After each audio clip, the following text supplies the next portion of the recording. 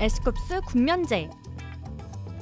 세븐틴의 리더 에스쿱스가 병역 면제 판정을 받았습니다. 에스쿱스는 지난해 8월 세븐틴의 컨텐츠를 촬영하던 도중 전방 십자인대 파열 진단을 받고 활동을 중단하게 되었는데요. 소속사는 에스쿱스가 전방 십자인대 재건술, 전 외측인대 재건술 수술을 받았으며 현재까지 재활 치료를 이어오고 있다고 이야기했죠. 이와 함께 최근 받은 병역 신체 검사 결과 병역 면제 기준인 5급 판정을 받았다고 했는데요. 에스쿱스는 여전히 재활 치료를 받고 있지만 부상 부위가 현재 다소 호전되었다고 하죠. 그리고 신체에 무리가 되지 않는 선에서 예정된 스케줄을 소화해도 괜찮다는 의료진의 소견을 받았다고 합니다. 그래서 에스쿱스는 오는 3월부터 세븐틴의 스케줄에 다시 참여하여 활동을 이어갈 예정이며 4월 세븐틴의 컴백 활동에도 함께한다고 하죠. 전방 십자인대 파열은 무리하면 다시 재발하기가 쉬운데요. 부디 소속사에서 에스쿱스가 무리하지 않도록 스케줄을 잘 조절하여 다시 부상 부위가 재발하는 일이 없기를 많은 팬들이 바라는 중입니다.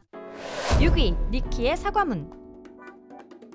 엔하이픈의 니키가 사과문을 올렸습니다. 니키는 엔하이픈의 일본인 멤버인데요. 니키가 사과한 이유는 팬들과 소통하는 위버스 플랫폼에서 3일절이라 쉰다는 팬의 게시글에 부럽다라는 댓글을 달았기 때문이었죠. 이에 몇몇 사람들은 3일절에 대한 이 같은 발언이 공인으로서 경솔하다는 지적이 이어졌는데요. 이에 니키는 빠르게 글을 삭제하고 중요한 국경일인 3일절에 대해 경솔하게 표현한 점 사과드립니다 라는 사과문을 올렸습니다. 그러자 3일절의 의미를 잘 모르는 해외 팬들은 한국인이 아니어서 모를 수도 있다며 한국인들이 너무 예민하다는 말을 하기도 했죠. 3.1절은 한국에서 굉장히 중요한 국경일인데요. 나라의 독립을 선언하고 임시정부를 세워서 오늘날 대한민국의 기초를 닦은 한국인들에게 위대한 역사가 시작된 첫날이기 때문이죠. 이와 동시에 당시 독립을 외치던 많은 독립운동가들을 기억하며 기리는 날이기도 한데요. 한 번의 실수를 비난하기보다는 역사를 해외 팬들에게도 알리는 기회가 되면 좋겠네요. 5위, 전설의 뿅프를 찾아서.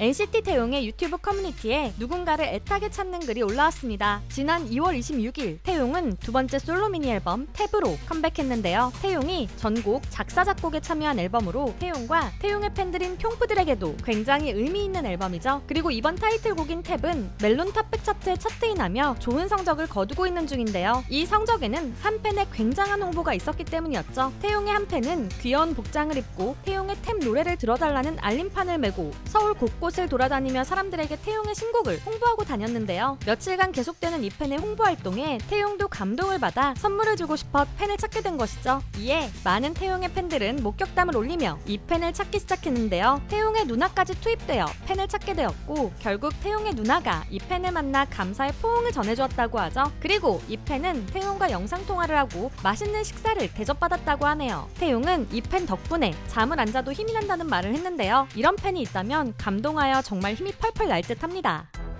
4위, 징역 1년, 걸그룹 출신 BJ. 걸그룹 다이아 출신 BJ 소미에게 검찰이 징역 1년을 구형했습니다. 그 이유는 소속사 대표를 성폭행으로 무고했기 때문인데요. 검찰에 따르면 소미는 소속사 대표가 자신을 성폭행하려 했다며 강간미수 혐의로 허위 고소한 혐의로 기소되었다고 하죠. 이에 검찰은 당시 정황이 담긴 CCTV 영상 등을 토대로 증거를 확인했다고 하는데요. 검찰이 확인한 CCTV 영상에는 충격적인 모습이 담겨 있었다고 하죠. 검찰에 따르면 사건 당일 두 사람은 합의하에 함께 사무실에 들어갔지만 관계는 하지 않고 방에서 나왔으며 소속사 대표를 밀치고 사무실에서 뛰어나왔다는 소미의 진술과 달리 CCTV 영상에는 문을 열고 여유롭게 나오는 소미의 모습이 담겨 있었고 사무실에서 나온 뒤로도 대리기사를 기다리며 두 사람이 스킨십을 이어갔다고 합니다. 이에 소미의 변호인은 사건 직전까지 피고인이 술을 마셔서 정상적인 판단을 할 수 없는 상황이었다고 주장했다는데요. 피해자인 소속사 대표의 변호인은 피고인의 계속되는 거짓 주장으로 경제적, 정신적 피해를 입었다고 하죠. 이에 검찰은 BJ 소미에게 징역 1년을 구형했다고 하는데요. BJ 소미에 대한 선고기일은 3월 21일이라고 합니다. 3위, 이재욱 고소.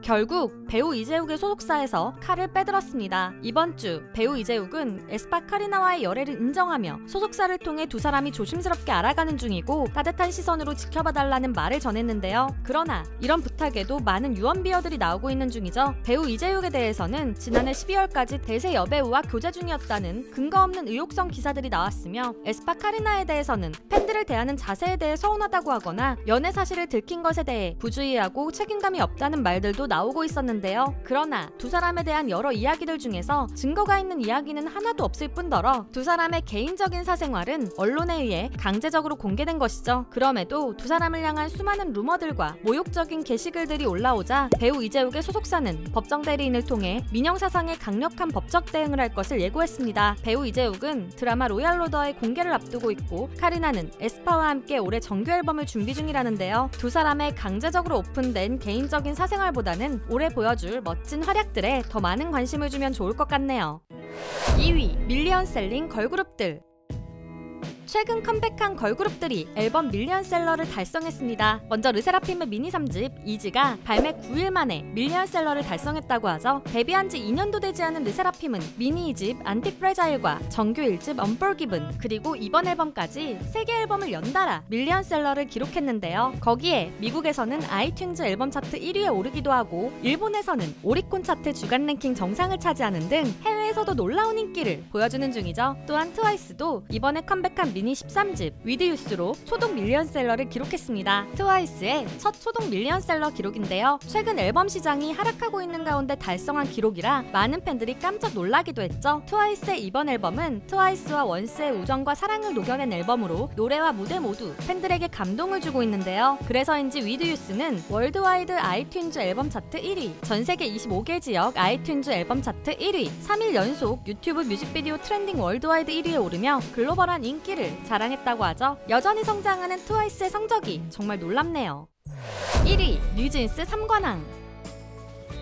뉴진스가 또다시 한국 대중음악상에서 3관왕을 했습니다. 한국 대중음악상은 시상식 중 유일하게 상업적 성적과 대중적 인기를 배제하고 음악성으로 평가하는 시상식인데요. 뉴진스는 작년 한국 대중음악상에서 대상격인 올해의 신인상과 앨범 뉴진스로 최우수 K-팝 음반상, 노래 어텐션으로 최우수 K-팝 노래상을 받았죠. 그리고 뉴진스는 올해에도 한국 대중음악상에서 3관왕을 차지했다고 하는데요. 디토로 올해의 노래상뿐만 아니라 최우수 K-팝 노래상을 받았고 뉴진스의 두 번째 EP 겟업으로 최우수 K-팝 음반상을 수상하며 2년 연속 한국 대중음악상 3관왕이라는 놀라운 기록을 세웠습니다. 시상식에 참석한 뉴진스는 팬들에게 감사함을 전하며 올해도 좋은 음악을 보여드리겠다고 전했는데요. 뉴진스에 대한 좋은 소식은 여기서 끝이 아니죠. 뉴진스는 올해 빌보드 위민인 뮤직 어워드에서 올해의 그룹에 선정되며 빌보드 매거진 표지의 주인공이 되었는데요. 빌보드는 뉴진스에 대해 걸그룹 성공의 패러다임을 바꾸었다고 조명했죠. 이렇게 국내외로 조명받는 뉴진스가 올해에는 어떤 노래를 들고 올지 너무 기대가 됩니다. 오늘의 주간 뉴스 정리는 여기까지입니다. 여러분들이 알리고 싶은 이번 주 연예계 뉴스가 있다면 댓글로 남겨주시고요. 지금까지 여러분들의 가장 가까운 K-팝 친구 두유람이었습니다. 안녕.